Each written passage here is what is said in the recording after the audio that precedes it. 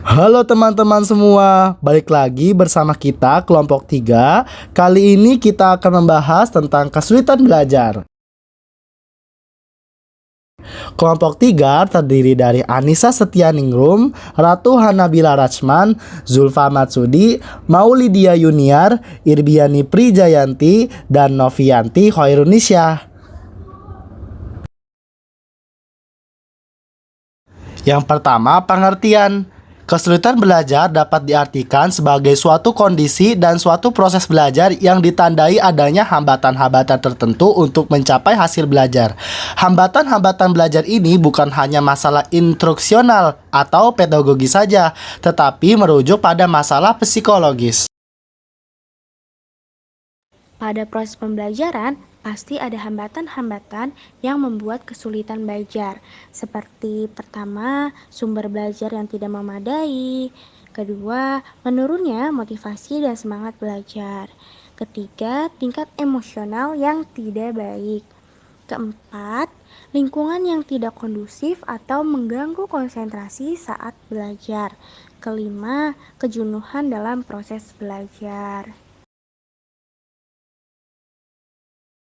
Ada dua faktor yang mempengaruhi kesulitan belajar pada anak, yaitu faktor endogen dan faktor eksogen. Faktor endogen adalah faktor yang berasal dari dalam diri siswa. Faktor endogen terbagi menjadi dua, yaitu faktor biologis dan faktor psikologis. Faktor biologis adalah faktor yang secara langsung berhubungan dengan jasmani atau tubuh, seperti faktor kesehatan. Dan faktor psikologis adalah penghambat belajar yang berhubungan dengan aspek kejiwaan atau rohania, seperti inteligensi, perhatian, minat bakat, dan emosi. Faktor eksogen atau faktor eksternal terdiri dari 4 faktor, yaitu faktor keluarga, faktor sekolah, faktor masyarakat dan lingkungan sekitar, dan faktor pendekatan belajar.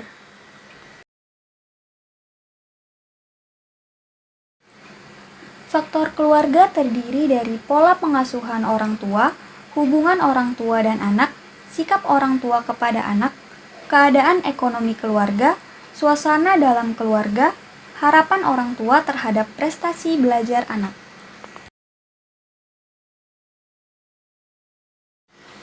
Faktor sekolah yaitu guru yang kurang mampu dalam menentukan metode pembelajaran dan hubungan yang kurang baik antara guru dengan siswa atau siswa dengan siswa yang menyebabkan siswa malas dan kurang memperhatikan pembelajaran dan dapat mengalami kesulitan dalam belajar.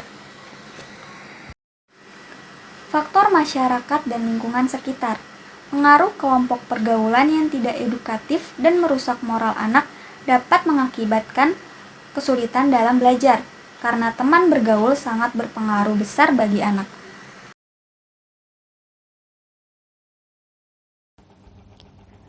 Faktor pendekatan belajar. Faktor pendekatan belajar terbagi menjadi 3, yaitu yang pertama, pendekatan belajar service atau reproduktif, di mana pendekatan ini berada pada tingkat rendah dengan strategi menghafal, meniru, menjelaskan, dan juga meringkas. Yang kedua, ada pendekatan belajar analitikal atau deep, di mana pendekatan ini berada pada tingkat sedang dengan strategi berpikir kritis, mempertanyakan, menimbang, dan juga berargumen. Dan yang ketiga, ada pendekatan belajar spekulatif atau achieving, di mana pendekatan ini berada pada tingkat tinggi dengan strategi sengaja mencari kemungkinan dan penjelasan baru serta berspekulasi dan membuat hipotesis. Siswa yang tidak dapat menggunakan pendekatan-pendekatan belajar dengan baik, maka ia akan mengalami kesulitan belajar yang mengakibatkan tidak tercapainya efektivitas dan efisiensi dalam proses pembelajarannya. Nah, selanjutnya faktor-faktor kondisi belajar.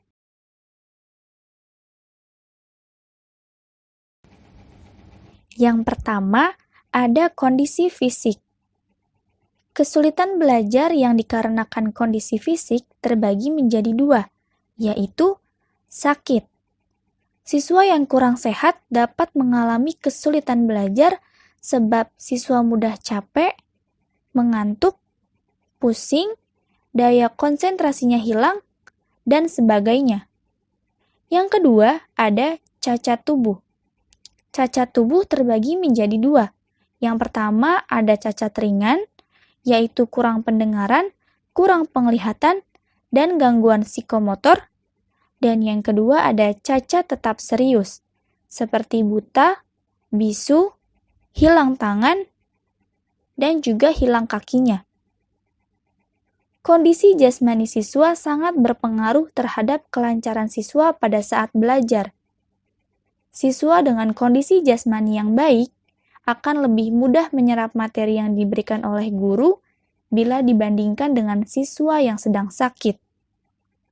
Oleh karena itu, siswa hendaknya memanfaatkan kondisi jasmani mereka yang baik supaya dapat mengikuti belajar secara teratur. Yang kedua, ada kondisi emosional. Emosi menjadi salah satu aspek yang memiliki pengaruh besar atas sikap manusia. Kondisi emosional yang sedang kurang baik atau bad mood mengakibatkan siswa sulit menerima dan memahami materi pelajaran yang diberikan oleh gurunya.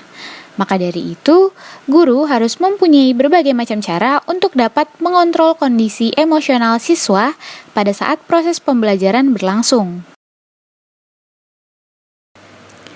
Yang ketiga ada kondisi sosial. Kondisi sosial yang dapat mempengaruhi siswa dalam belajar dapat terbagi dalam beberapa faktor, yaitu yang pertama, faktor keluarga. Keluarga sendiri merupakan salah satu bagian dari lingkungan sosial. Dan lingkungan sosial yang lebih banyak mempengaruhi kegiatan belajar siswa adalah ada pada faktor orang tua, suasana keluarga, dan keadaan ekonomi keluarga. Yang kedua adalah faktor sekolah, di mana guru yang tidak qualified, sarana dan prasarana yang kurang memadai, kurikulum yang kurang baik, dan juga kurangnya disiplin akan menghambat siswa dalam belajar. Yang ketiga, faktor media massa dan lingkungan sosial, di mana aktivitas yang kurang baik seperti bermain game atau menonton TV berlebihan dan juga pergaulan yang tidak baik akan menghambat siswa dalam belajar.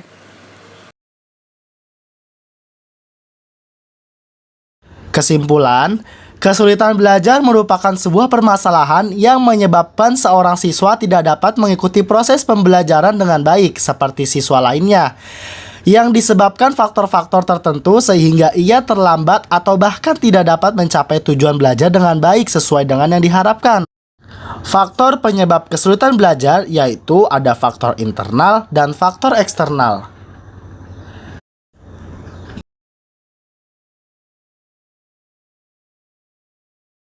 Assalamualaikum warahmatullahi wabarakatuh. Waalaikumsalam warahmatullahi wabarakatuh. Waalaikumsalam warahmatullahi wabarakatuh. Baik, di sini saya Zulfa Matsudi sebagai moderator dari kelompok 3 dan tentunya saya tidak sendiri.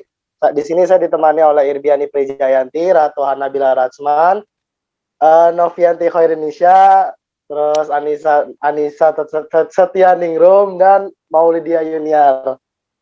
Udah semua kan? Udah.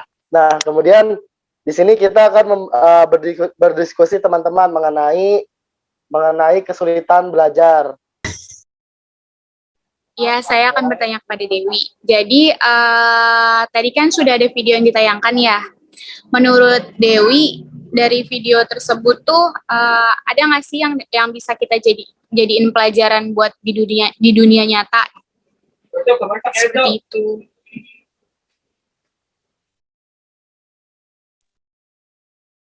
Baik, kalau menurut saya dengan mengalami hal seperti video tersebut sangat berpengaruh ya besar pada mental seorang pelajar serta mengakibatkan pelajar tidak mempunyai minat berprestasi. Maka dari itu, kelak ketika kita akan menjadi orang tua, Sebaiknya kita agar memperhatikan perkembangan anak dan tak hanya mementingkan egonya masing-masing, karena sesungguhnya setiap anak itu selalu membutuhkan dukungan, masukan, serta motivasi dan kasih sayang lengkap dan seutuhnya dari kedua orang tuanya agar membangkitkan semangat mereka. Seperti itu, Ica. Terima kasih, Dewi. Bagaimana Ica?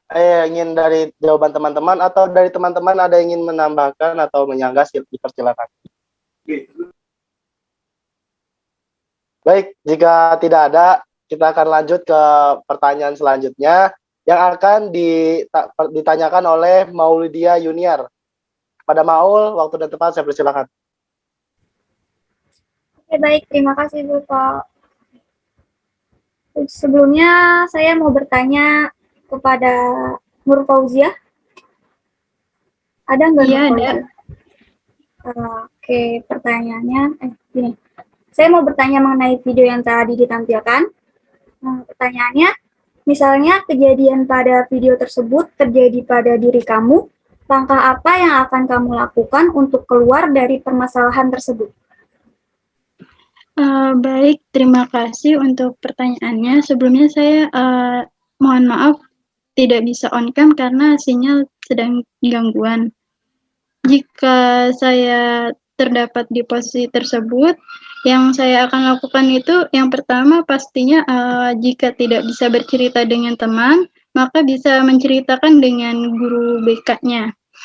Karena guru BK itu pastinya akan memberikan solusi yang tepat. Lalu untuk masalah persoalan tadi itu kita bisa mengkesampingkan persoalan lain dalam hal pendidikan, karena di sekolah itu kalau misalnya kita fokus sama yang diajarkan, maka itu bisa membuat kita mengerti dengan isi materi yang diberikan oleh guru. Tetapi jika tidak konsentrasi atau memikirkan hal lain, maka akan mengganggu konsentrasi kita dan tidak bisa memahaminya. Seperti itu. Terima kasih. Oke, baik. Terima kasih, Jia. Terima kasih Jia. Bagaimana Maul, ingin mendapatkan jawaban dari teman-teman yang lain atau dicukupkan? Boleh satu lagi? Oh ya, silakan. Kang Sarana? Ada Kang Sarana? Ada, Maul. Perlu diulang nggak pertanyaannya? Enggak. Oke. Saya setuju dengan jawaban dari Nur Fauzia. Kalau tambahan dari saya lebih berfokus kepada mental saya sendiri ya. Saya pertama-tama saya akan berdamai dengan keadaan, saya akan memaafkan semuanya dan menerima kenyataan. Setelah saya bisa berdamai dengan keadaan, maka selanjutnya saya akan mencari lingkungan yang positif dengan teman-teman yang mensupport dan menerima dan yang bisa mengerti keadaan saya. Dengan saya berada di kondisi tersebut, saya bisa lebih termotivasi lagi dalam belajar lebih giat, gitu mau. Baik, terima kasih Kansa jawabannya. Ya, terima kasih Kansa. Bagaimana teman-teman, jika ada yang ingin menambahkan atau menyanggah, dipersilakan. Oke, baik. Jika tidak ada, saya akan lanjut ke pertanyaan selanjutnya. Pertanyaan yang selanjutnya akan dipaparkan atau ditanyakan oleh Irbiani Prijayanti. Waktu dan tempat saya persilakan. Terima kasih Zulfa. Sebelumnya saya mohon maaf nggak bisa on kamera karena tadi laptopnya bermasalah dan kameranya juga ikut bermasalah. Saya ingin bertanya kepada Hilda Nurjana, ada? Ada, Irbi. Oke. Tadi kan kalau pertanyaan Maul itu seandainya kita yang ada di posisi si anak tersebut. Kemudian kalau pertanyaan dari saya, bagaimana solusi yang dapat Hilda berikan apabila di dalam kelas terdapat siswa yang mengalami kejadian serupa seperti yang ada di video? Paham, Hilda? Paham. Langsung dijawab ya. Oke. Menurut saya, solusi yang dapat diberikan apabila di dalam kelas terdapat siswa yang mengalami kejadian serupa seperti yang ada di video tersebut. Yang pertama itu dari orang tuanya. Orang tuanya jangan memperlihatkan permasalahan yang di depan anak, karena bisa mengganggu kondisi mental anak. Terus juga kan pasti anak kepikiran kan pas saat belajar, membuat anak menjadi kesulitan dalam belajar. Terus anak juga menjadi tertekan. Dengan kejadian seperti itu, anak tersebut merasa kehilangan peran penting keluarga di hidupnya. Terus yang kedua itu, berilah kondisi yang nyaman untuk anak, agar anak tidak terjadi sebagai atau anak broken home, yang letaknya itu kan struktur keluarga yang dimana kondisi ini akan berdampak buruk kepada anak. Sebisa mungkin kita hindari dari kejadian tersebut. Terus juga untuk guru bisa, kalau anak tersebut sudah tidak fokus atau ada rasa ada rasa yang membuat anak tersebut tidak nyaman, guru tersebut bisa mengajak ngobrol anak tersebut dan tanya permasalahan apa yang sedang dialami yang membuat anak tersebut tidak fokus belajarnya. Setelah itu, guru tersebut bisa berkoordinasi ke orang tua mengenai kondisi anak tersebut yang sedang dialami. Seperti itu, Irbi. Oke Hilda, berarti intinya guru itu memberikan waktu senggang untuk si siswa ini agar dia tahu gitu kondisinya seperti apa gitu ya. Iya, itu juga peran orang tua juga sangat penting dalam solusi tersebut.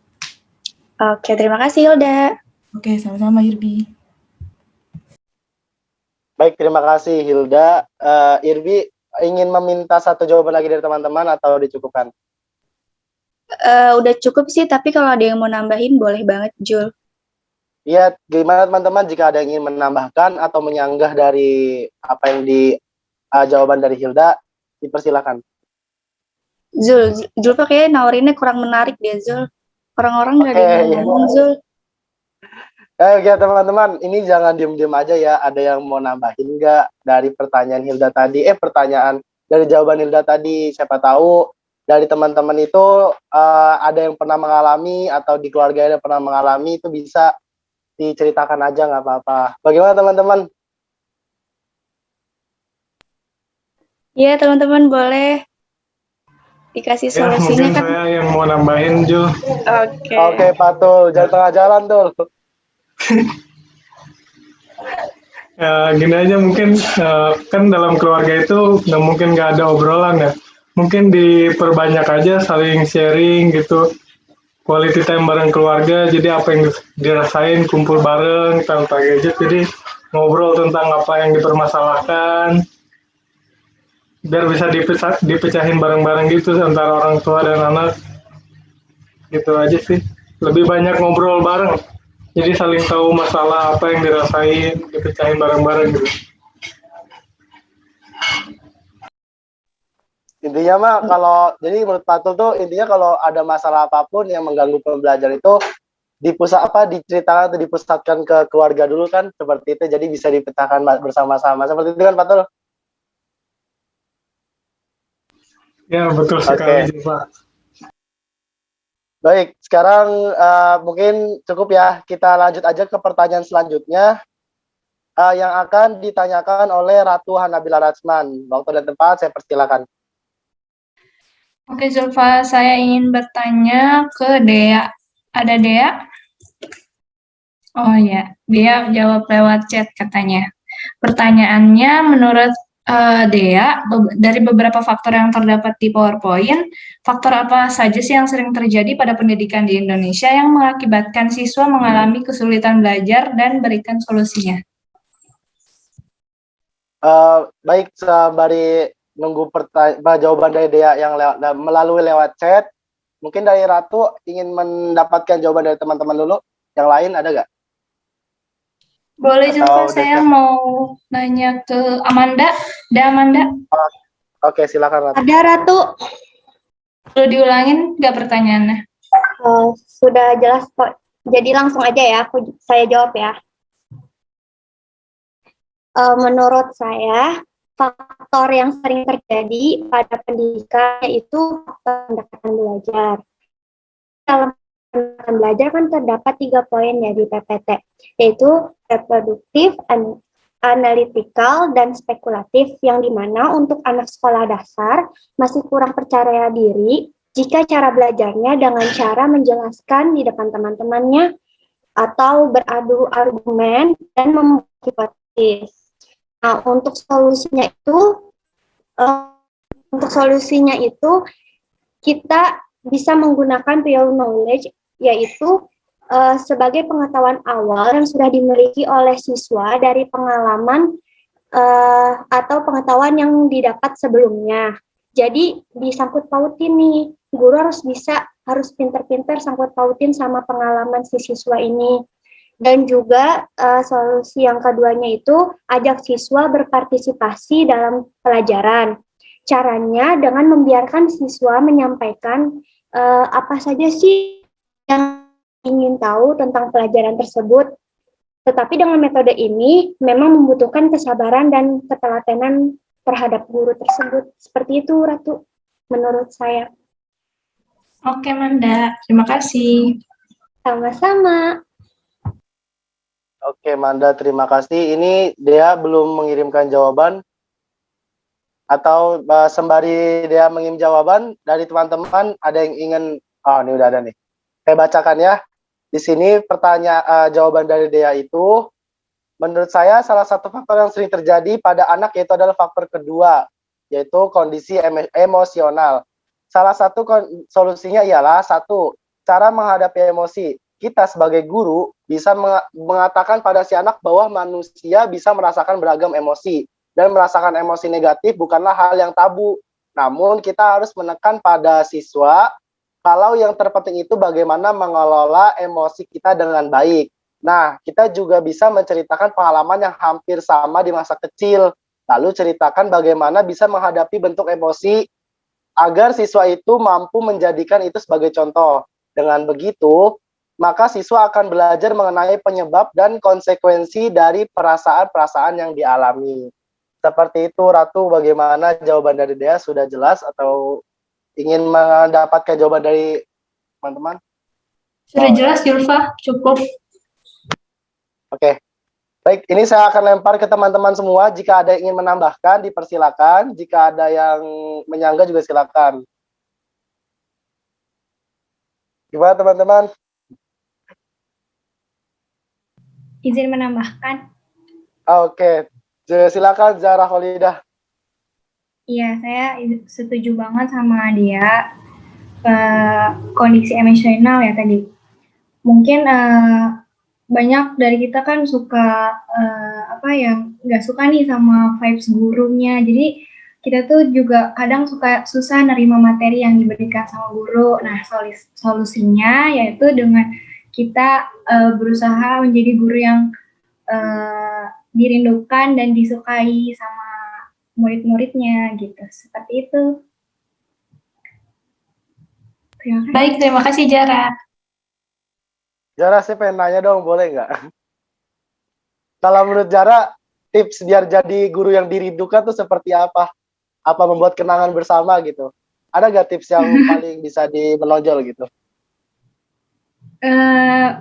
Jadi guru yang berkesan gitu, kayak asik dalam pelajarannya tuh asik, terus sering kasih reward gitu, kayak kasih makanan gitu kan, pasti anak-anak seneng kan, jadi kayak rindu nih sama guru ini gitu.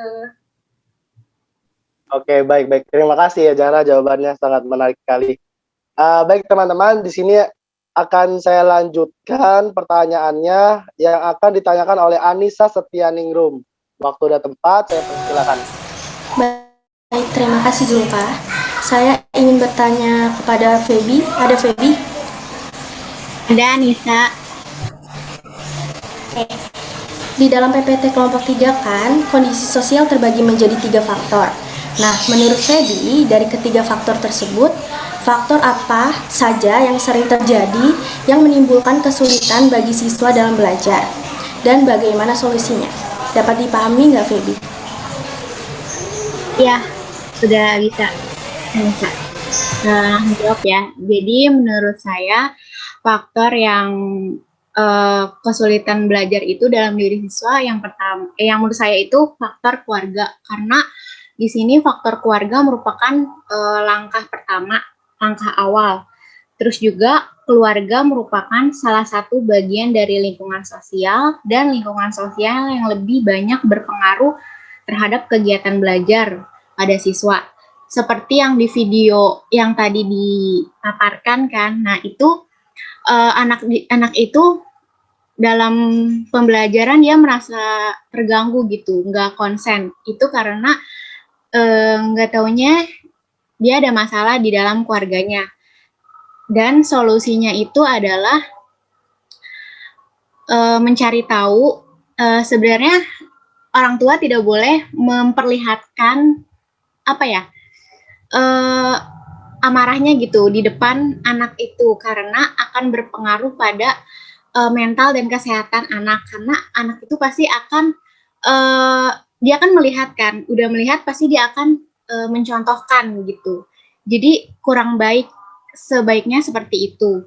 Jadi bisa ditekankan kepada orang tua juga untuk tidak menekankan kepada anak. Jadi orang tua juga tidak boleh menuntut anak harus kayak gini gitu. Jadi seperlunya aja dan sebatasnya aja. Tetapi harus tetap dikontrol gitu.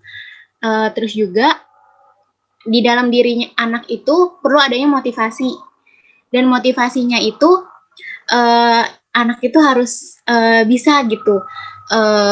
Gimana sih cara saya buat ngelawan rasa kesulitan itu? Begitu, Anissa, jawabannya. Baik, Feby, terima kasih. Baik, Feby, terima kasih banyak atas jawabannya. Anissa ingin meminta jawaban dari teman-teman satu lagi atau bagaimana? Sudah Sepertinya cukup juga. Oke, kalau sudah cukup, mungkin dari teman-teman nih, ada yang ingin menambahkan nih pendapatnya, atau teman-teman presenter juga nggak apa-apa kalau misalkan mau menjawab itu, mau menambahkan ya, dipersilakan. Ada? Oke, sepertinya nggak ada ya. Oke, baik. Sekarang pertanyaan yang terakhir yaitu dari saya. Saya ingin bertanya kepada Nadia Zahra, ada? Iya, ada Julfa. Oke, ada. Nih, pertanyaan ini. Kurang lebih kita 2 tahun, kurang lebih ada 2 tahun kita udah berjuang belajar di masa pandemi. Kurang lebih juga kita udah 2 semester menghadapi belajar daring seperti ini. Nah, menurut Nadia ini, pernah gak sih mengalami kesulitan dalam belajar yang dimana kesulitannya itu sampai bikin Nadia tuh depresi, bahkan sampai frustasi ya, stres gitu tuh. Jangan ada nggak, pernah nggak gitu? Kalau misalnya pernah, gimana cara Nadia melawan kesulitan tersebut? Nah, silakan diceritakan pengalaman Nadia. Terima kasih.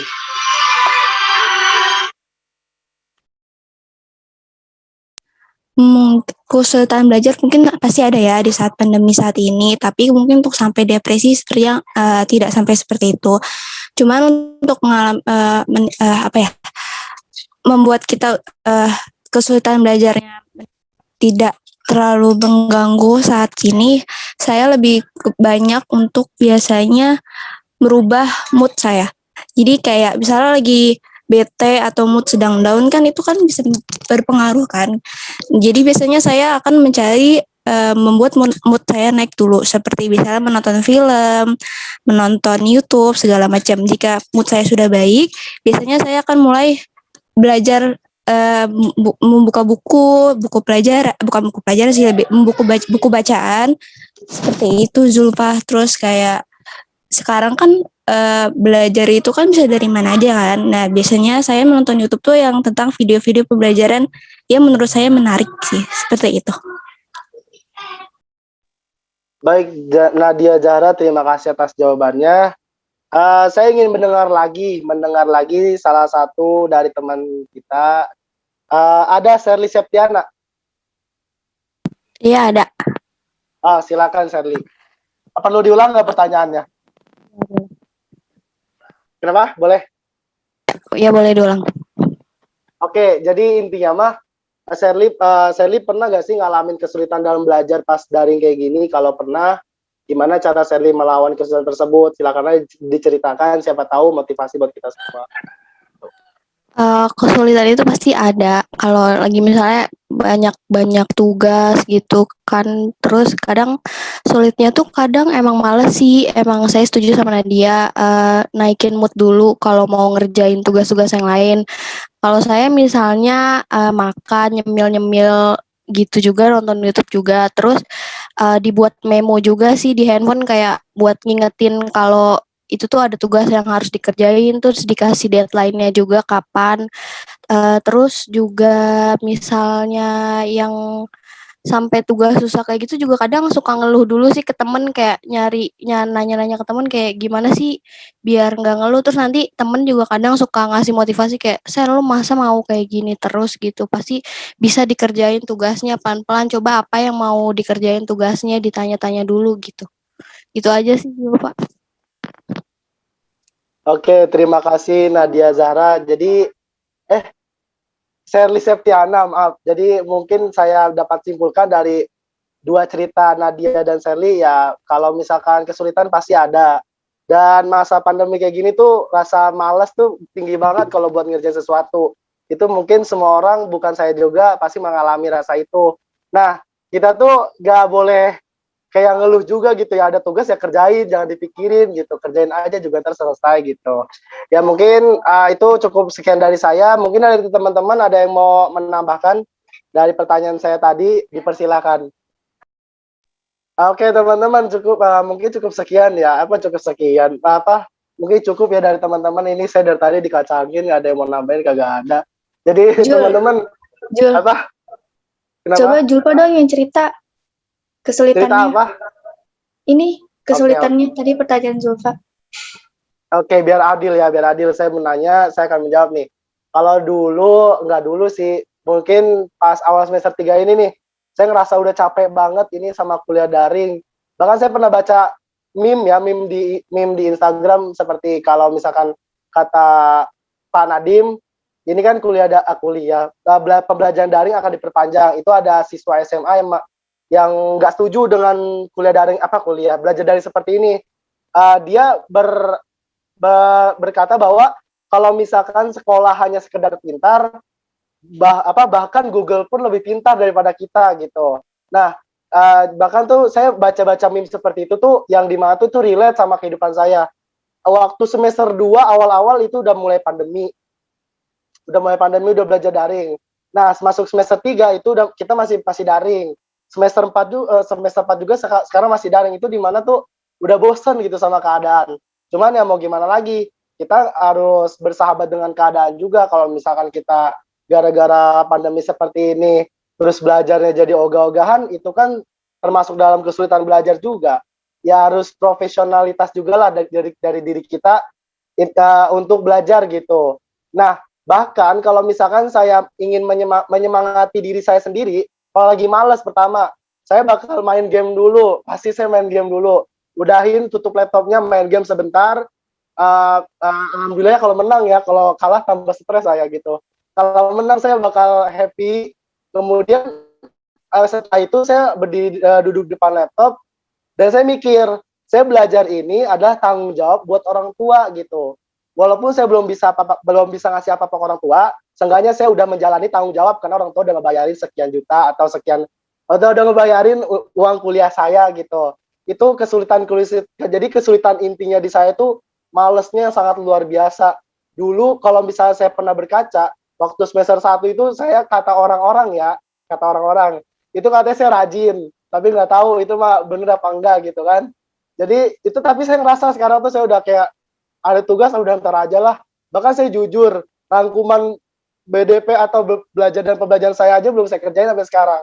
Karena rasa malas ini yang sangat luar biasa dahsyatnya. Belum lagi diserang oleh tugas-tugas yang semakin banyak. Jadi itu sih mungkin cerita pendek ya, short movie, cerita pendek dari saya. Semoga dapat menginspirasi teman-teman. Intinya kita nggak boleh malas-malesan dan harus berusaha di masa apapun itu juga, entah masa pandemi, masa yang akan datang, entah apapun itu juga. Oke, baik teman-teman, itu mungkin cukup sekian dari saya. Sekian, terima kasih. Oke, Zulfa, mantap sekali. Tutup, Jul. Baik, enggak, sebelumnya ini dari PPT kelompok kita ada yang mau ditayangkan, mungkin ada yang kurang, belum dijelaskan ke teman-teman, atau udah cukup? Oke, sepertinya sudah cukup ya. Baik, Ibu Puri Pramudiani, bagaimana Ibu? Ini sudah selesai kelompok kita. Oke, iya. Ada penayangan saya lagi? Kesimpulan, Ibu. Ya udah, silakan. Kesimpulannya, sebentar, saya akan bacakan. Kesimpulan dari materi kita, kesulitan belajar merupakan sebuah permasalahan yang menyebabkan seorang siswa tidak dapat mengikuti proses pembelajaran dengan baik, seperti siswa yang lain pada umumnya, yang disebabkan faktor-faktor tertentu sehingga ia terlambat atau bahkan tidak dapat mencapai tujuan belajar yang baik sesuai dengan yang diharapkan. Faktor penyebab kesulitan belajar yaitu faktor internal dan eksternal yang ada seperti pada PowerPoint. Baik, saya Zuma Matsudi, moderator dari kelompok 3, undur diri. Assalamualaikum warahmatullahi wabarakatuh. Waalaikumsalam warahmatullahi wabarakatuh. Terima kasih kelompok 3, terima kasih moderator kita, semangat sekali ya, tepuk tangan dong. Ya, dari awal memandu ini dengan penuh semangat. Baik, saya dari awal menyimak ya teman-teman. Materi hari ini sebetulnya menarik ya tentang kesulitan belajar. Dan tadi beberapa cerita yang dipancing oleh moderator juga sebetulnya flashback juga kalau teman-teman tadi sepertinya masih sungkan untuk cerita ya. Nanti saya udah ada niatan cerita tentang sharing pengalaman saya dan mungkin beberapa yang pernah ikut webinar saya udah pernah tahu ya kisah saya gitu. Tapi rasanya nggak mungkin juga kalau dalam waktu 2 SKS ini saya udah niat nanti cerita di penghujung perkuliahan sebagai bagian dari pembelajaran yang paling berharga. Intinya thrillernya sama seperti yang tadi disampaikan oleh kelompok presenter gitu ya. Tadi kan yang di awal ditayangkan ya sebuah video anak yang terlihat memang tertekan gitu ya. Artinya terlepas dari apa itu masalahnya, itu pun pernah saya alami sendiri ya teman-teman. Mungkin sebagian ada yang udah tahu. Beberapa kali saya diundang webinar memaparkan ini. Jadi pengalaman saya sampai benar-benar depresi. Kalau tadi Julfa tadi tanya ke siapa, tadi gue sih nggak sampai depresi. Cuma memang kalau saya memang iya sampai depresi, sampai betul-betul 2 tahun bolak-balik ke psikiater, ke psikolog. Hanya gara-gara apa? Hanya gara-gara ya itu tadi, saya merasa apa yang saya jalani tidak sesuai dengan keinginan saya gitu ya. Saya tidak mau masuk jurusan yang saya tempuh sekarang, itu semata-mata itu hanya karena keinginan orang tua. Dan biasanya saya selalu sharing ini di awal ya, di awal perkuliahan, tapi karena juga daring ini padat ya agendanya, sehingga saya putuskan nanti di akhir saja. Dan biasanya kalau saya tanya ke para mahasiswa apa motivasi Anda menjadi guru SD, rata-rata jawabannya itu adalah karena disuruh sama orang tua. Mungkin ada beberapa di antara teman-teman juga yang mengalami hal yang sama sampai sekarang di semester 4, aduh ngapain sih saya di sini, apalagi dengan daring kayak gini, bosen kayaknya gini-gini terus gitu. Ada mungkin yang ya benar-benar tidak ada yang sampai seperti saya benar-benar depresi banget gitu ya. Apa yang menyebabkan saya depresi? Ya itu tadi ya, karena saya awalnya kan saya pengen masuknya jurusan Vkom, saya itu kan pengen ilmu komunikasi karena saya senang dunia broadcasting, dunia entertain lah gitu ya. Tapi orang tua menginginkan saya jadi guru matematik gitu ya, pengen saya jadi PNS ya. Biasa kalau semua orang tua kan ingin yang terbaik ya untuk anaknya. Tapi ya itu tadi, karena memang kalau saya ditanya apa cita-cita saya hanya ingin membahagiakan kedua orang tua saya. Betul tadi kata Zulfa, itu yang jadi salah satu motivasi saya untuk bertahan, bahwa saya itu berasal dari keluarga yang harmonis. Biasanya kan anak-anak yang, mohon maaf ya, kalau yang depresi itu biasanya anak-anak yang terlahir dari keluarga broken home gitu. Kalau saya enggak, saya benar-benar dari keluarga yang penuh kasih sayang, yang benar-benar orang tua saya itu saking sayangnya itu tadi ya, sampai jurusan pun apapun gimana pilihan orang tua, dan saya pasrah dengan pilihan kedua orang tua saya tersebut gitu ya. Saya coba jalani, tapi ternyata tidak semudah yang saya ini ya. Kalau tadi di awal saya akan menerima, tadi siapa yang mengatakan saya akan berdamai dengan keadaan, akan menerima kondisinya.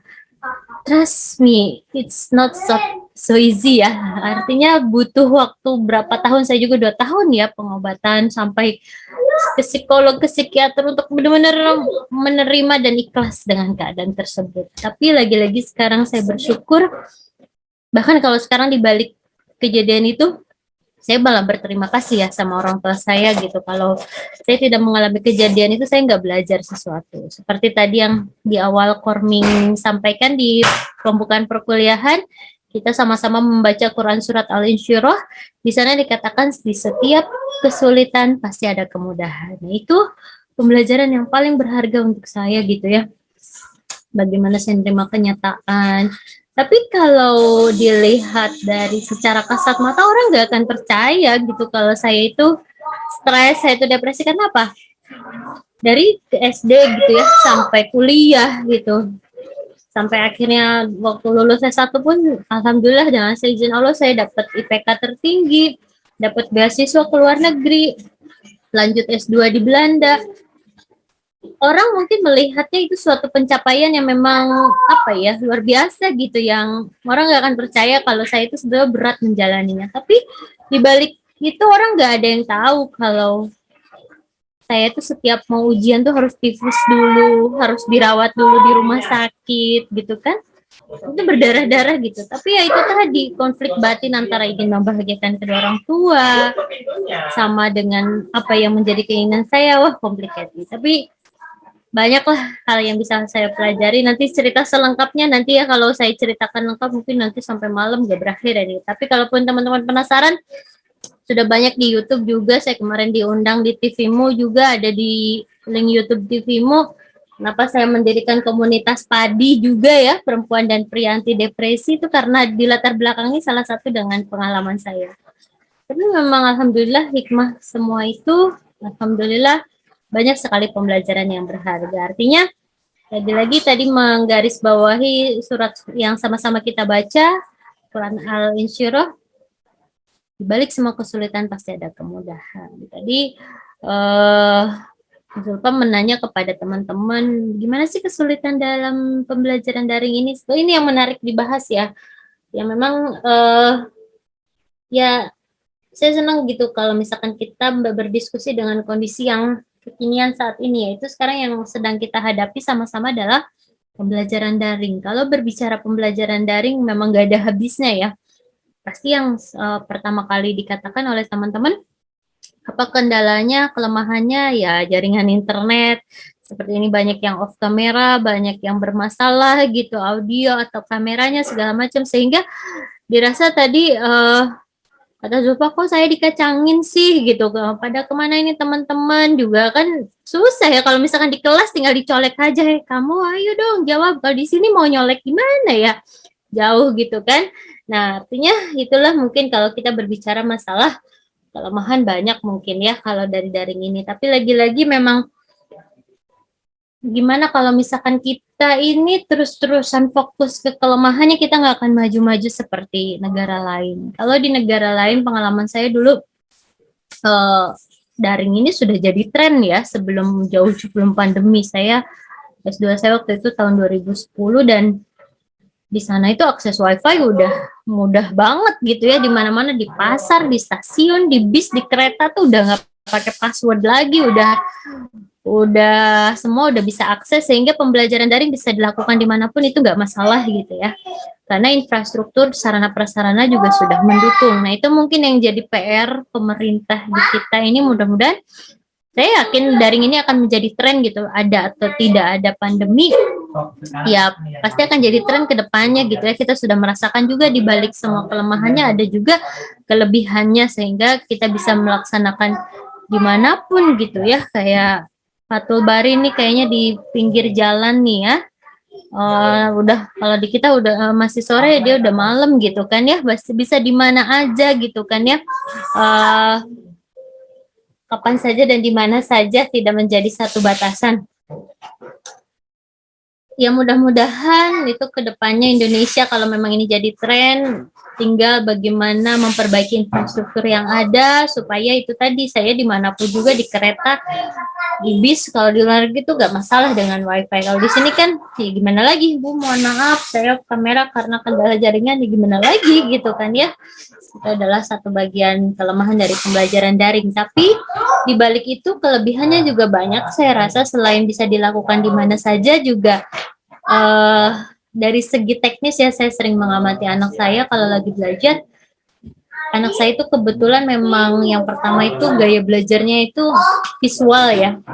Nanti akan dibahas oleh kelompok terakhir di macam-macam gaya belajar peserta didik.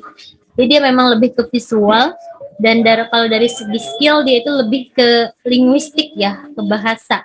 Gurunya bilang kalau anak-anak yang kecenderungan belajarnya ke bahasa, biasanya mudah terdistract konsentrasinya. Sehingga kalau belajar di kelas, lihat temennya lagi bengong, diajak ngobrol, udah buyar konsentrasinya. Nah dengan daring ini saya justru melihat anak saya malah lebih fokus. Nah dia hanya melihat ke layar dan dia fokus ke layar tersebut gitu ya. Dan lebih jelas kan, kayak tadi teman-teman bisa lihat video, bisa lihat paparan PPT. Kalau di kelas mungkin agak terbatas, belum LCD-nya bermasalah, belum juga jarak pandang dari tempat duduk ke layar juga agak jauh, jadi kadang suka nggak ketangkep semua. Tapi kalau dengan seperti ini, selama jaringan lancar, saya rasa malah justru akan lebih fokus, akan lebih ketangkep dengan jelas materi-materinya. Itu kalau menurut saya kelebihannya ya, yang bisa kita manfaatkan dengan baik. Itu teman-teman, jadi banyak sekali sebetulnya kalau kita bahas tentang daring ini, tapi saya yakin lagi-lagi balik lagi ke Quran Surat Al-Insyirah tadi, semua kesulitan itu sudah ada paket dengan solusinya. Nanti pengalaman kenapa bisa saya bangkit, bagaimana saya ikhlas berdamai dengan keadaan, nantilah ya saya akan ceritakan, yang siapa tahu mungkin teman-teman ada yang mengalami hal yang sama. Dan don't be shy gitu, nggak usah malu. Saya mungkin pada saat awal pada saat mengalami itu memang berat ya untuk bercerita saja, saya malu, saya nggak mau orang lain tahu gitu ya.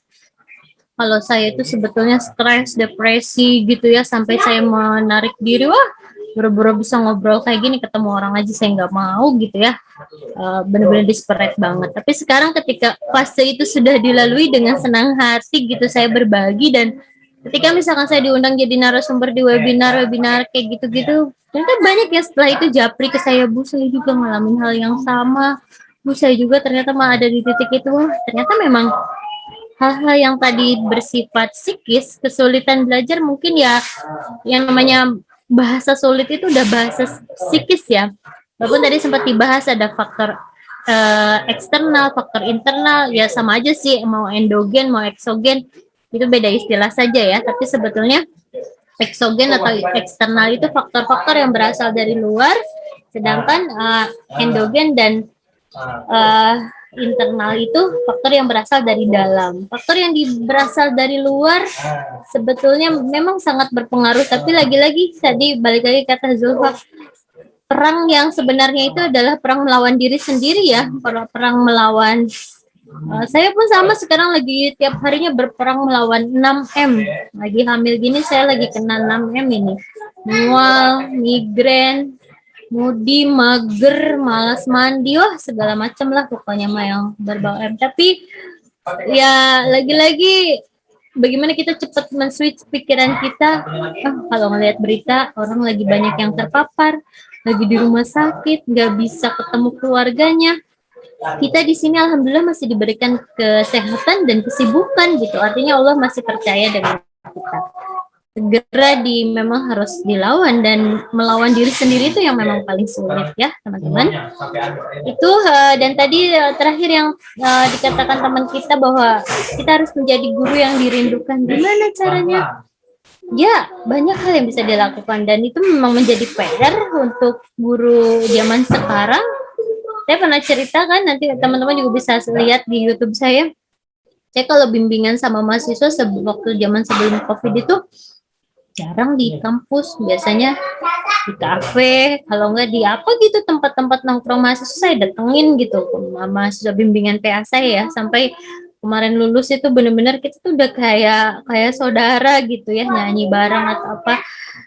Ya karena mau nggak mau zamannya udah kayak gini, tidak lagi zaman yang dosen dan mahasiswa itu yang benar-benar jaga jaraknya tetap, tapi kita tetap ada koridor-koridor tertentu yang memang ya tetap yang penting mengedepankan tata krama, etika yang sewajarnya gitu ya. Saya rasa saya tetap berusaha memperlakukan mereka itu seperti layaknya sahabat gitu. Jadinya karena zaman sekarang saya pun tetap harus belajar sepanjang hayat. Kadang memang mahasiswa yang lebih jago dari saya, kayak misalkan dalam hal IT, saya juga nggak malu untuk nanya gitu, ini gimana caranya, ajarin dong ibu gini, ya sama-sama gitu ya kita. Artinya memang zaman sekarang menjadi seorang pendidik, mau itu guru, mau itu dosen, benar-benar harus menjadi seorang pendidik yang dirindukan itu yang tadi ya, yang memang bisa memperlakukan peserta didiknya itu sebagai layaknya sahabat dan bisa memahami karakteristiknya. Nanti akan dibahas oleh kelompok 6 bagaimana cara memahami gaya belajar peserta didik dan apa manfaatnya ketika kita bisa mengenal satu sama lain. Yang memang agak sulit saya lakukan ketika di daring ini. Saya berusaha pengen mengenal semua teman-teman ya. Biasanya kan saya kalau ngenilai UTS atau UAS itu saya bayangkan dulu wajahnya, bagaimana responnya di kelas gitu kan ya. Tapi kalau dengan daring ini agak susah ya, terutama yang jarang kelihatan mukanya gitu kan ya. Kalau yang sering on kamera udah mulai ketangkep nih, oh ini bagaimana gesternya, bagaimana sikapnya gitu, udah kebayang gitu. Artinya memang persyaratan bagi saya sendiri dulu ya, zaman sebelum COVID itu saya harus hafal dulu mahasiswa saya, hafal dulu namanya sampai, karena kalau kita nggak kenal gimana kita bisa menilai secara objektif ya. Dan memang faktor yang paling berpengaruh buat saya itu adalah keaktifan biasanya dan sikap. Selebihnya kan itu bisa mengikuti. Masih ada waktu saya berbagi ya. Seandainya nih ya teman-teman jadi agak sedikit melenceng ya, tapi nggak apa-apa, ini bonus ya. Bagaimana misalkan, karena ini masih kadang ngaruh kan ya ketika kita misalkan lagi ada masalah sama teman, atau baru diputusin, atau baru ditikung sama teman gitu. Waduh, udah belajar tuh udah kayak, dan saya pernah punya mahasiswa yang seperti itu, dia pinter banget gitu ya, dari segi akademik tuh wah, acung jempol. Tapi satu ketika dia mengalami entahlah ya, mungkin permasalahan dengan temannya, artinya anak-anak zaman sekarang mah ya itulah yang bilangnya susah move on, sampai akhirnya drop, akademiknya juga drop, artinya itu juga ngaruh ya kalau untuk mahasiswa. Nah, sayang banget gitu, disayangkan gitu, padahal kalau dari segi akademiknya, kalau saya ya dulu, zaman dulu ya, kalau saya diputusin itu balas dendam terbaik itu apa? Dengan menunjukkan kita lebih baik dari dia. Kalau misalkan kita diputusin, kita makin desperate, makin ini, wah udah itu kita kalah dalam perang. Tapi tunjukkanlah misalkan dengan disakitin sama dia itu kita bisa lebih bangkit. Nah, salah satu caranya itu ya, kalau misalkan teman-teman misal disakitin sama orang tapi susah ngemaafin, ada terapinya sebetulnya ya. Saya karena sering ikut seminar-seminar psikologi, dan ada waktu-waktu tertentu sebetulnya untuk yang supaya langsung masuk ke alam bawah sadar kita. Makanya kalau di Islam itu disarankan sekali untuk dibangun di sepertiga malam berdoa, karena memang di waktu-waktu tertentu itu langsung masuk ke relung jiwa, apa ya istilahnya ya, ke alam bawah sadar kita. Waktu sebelum tidur atau waktu pas baru bangun tidur biasanya, dan itu biasanya di waktu-waktu sepertiga malam lah, katakan ke diri kita sendiri, misalkan kalau ada orang yang nyakitin hati kita. Aku habis mandi sendiri pakai baju sendiri. Ya. Ya Allah, misalkan terima kasih sudah mendatangkan si A, misalkan siapa ya, di sini dikatakan Fatul lah ya, ini jadi korban ya, misalkan saya ceritanya disakitin sama Fatul nih. Terima kasih sudah mendatangkan Fatul dalam kehidupan saya gitu. Saya itu susah banget, mulut saya berbicara, saya udah ngemaafin Fatul, tapi kalau ketemu tuh udah gedek banget. Tapi terapi ke diri sendiri bisa. Terima kasih sudah mendatangkan Fatul, karena saya percaya bahwa Fatul itu adalah orang yang dikirim oleh Allah untuk mendewasakan diri saya. Dan saya yakin itu tapi diulang-ulang ya katakan. Dan saya yakin kalaupun tidak ada fatul dalam kehidupan saya, maka akan ada fatul-fatul yang lainnya yang Allah kirimkan untuk mendewasakan dan menjadikan diri saya lebih baik. Ya, gitu.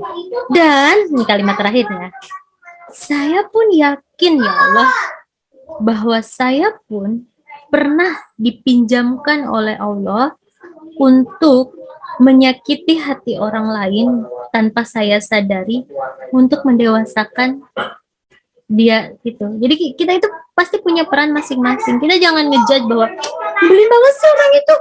Wah, dia tuh gini.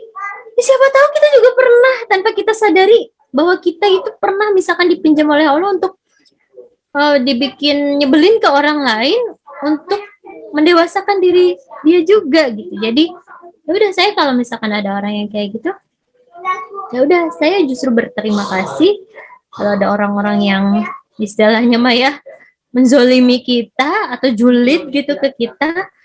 Ya, terima kasih, berarti kalau tanpa ada dia kita nggak akan bisa belajar sesuatu gitu. Dan kalau kita bisa ngemaafin dia, wah kita itu menang banget gitu. Dan pasti kita pun pernah, pasti saya yakin mau kita sadar mau enggak, kita pasti pernah dipinjamkan untuk menjadi ujian buat orang lain, entah jadi ujian buat orang tua, entah jadi ujian buat saudara, entah jadi ujian buat teman. Jadi jangan serta-merta, janganlah merugikan diri kita sendiri hanya karena kita itu tadi ya, kesel ke orang lain, belum tentu orang lain memikirin kita. Udah fokus aja ke masa depan kita dan fokus ke orang tua dan orang-orang yang kita sayangi. Lebih ringan insya Allah hidup kita, yakin saya. Ya, dicoba ya nanti bagi teman-teman yang susah move on, coba katakan itu di sepertiga malam dan terima kasih. Justru suatu saat mungkin kita sekarang sebel sama orang tersebut, tapi suatu saat kita akan berterima kasih, dari sebel itu jadi senang betul gitu ya, bahwa makasih ya, lama-lama kalau ketemu makasih ya, kalau tanpa lu gue nggak akan banyak belajar nih zaman dulu misalkan 10 tahun yang lalu. Tapi memang nggak akan instan ya, perlu waktu tadi untuk berdamai dengan hati. Itu mungkin kalau secara ucapan bisa, tapi kalau memang ikhlas itu kan memang ilmu yang paling tinggi ya yang bisa kita dapatkan, dan memang harus didapatkan ketika kita sudah melewati ujian-ujian tertentu. Teman-teman sekarang yang lagi diuji sakit, itu memang apa ya, ujian untuk kenaikan kelas ya. Artinya sakit itu kan memang untuk mengurangi dosa. Artinya Allah memang lagi sayang, lagi kita lagi diperhatikan. Ya memang ya syukuri saja apa yang ada, dan terima kasih buat teman-teman yang bertahan sekarang masih semangat ikut perkuliahan. Berarti kan memang teman-teman yang menjaga amanah itu dengan baik. Apa jadinya kalau misalkan udah males kuliah, bosen, jadi yang dipikirnya negatif mulu, bosen kayak gini-gini mulu, udahlah rebahan aja. Misalkan nauzubillah Allah cabut misalkan kenikmatannya itu, ya udah karena dia pengen rebahan mulu udah dikasih sakit nauzubillah ya. Jangan sampai kayak gitu. Artinya memang kita harus benar-benar memanfaatkan apa yang Allah percaya. Dan ya saya tahu teman-teman pasti semuanya ini ada titik jenuhnya, bosennya gitu ya dengan pembelajaran daring ini. Sampai kapan sih kayak gini mulu gitu ya belajar.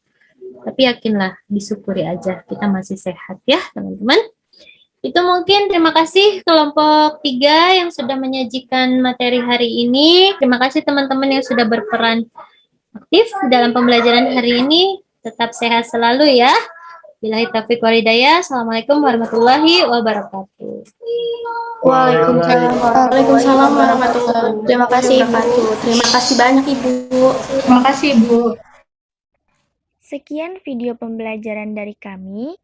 Mohon maaf jika masih ada kekurangan dan kesalahan, baik dalam penyampaian maupun dalam materinya. Tetap semangat dan selalu jaga kesehatan, dan jika ingin keluar rumah, tetap mematuhi protokol kesehatan. Terima kasih untuk kalian yang sudah menonton, dan semoga bermanfaat ilmunya. Wassalamualaikum warahmatullahi wabarakatuh.